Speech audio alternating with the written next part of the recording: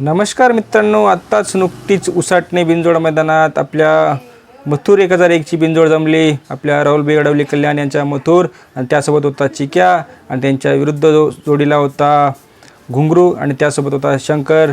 तर मित्रांनो, दोघ्या गाड्यांमध्ये सुंदर अशी लढत होणार आहे. आता थोड्याच वेळात आपण बघू शकता एक नंबर असं बिनजोडचं मैदान उसाटणे येथे चालू झालेलं आहे. त्या मैदानात आता या दोघ्या गाड्यांमध्ये लढत होणार आहे.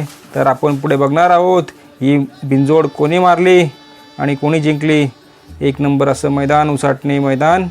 त्या मैदानात आपल्या राहुल बेगडवली कल्याण यांच्या मथुरला जोड मिळाली घुंगरू आणि शंकरची.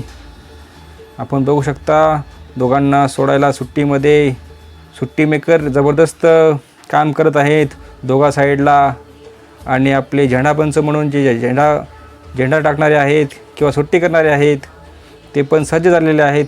दोघा गाड्यांमध्ये आता थोड्याच वेळात सुटणार आहेत दोघी गाड्या.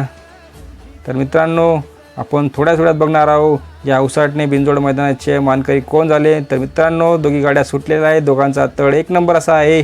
आपल्या मथुर 1001चा आणि बाजूला असलेल्या घुंगरू शंकरचा पण तळ एक नंबर होता.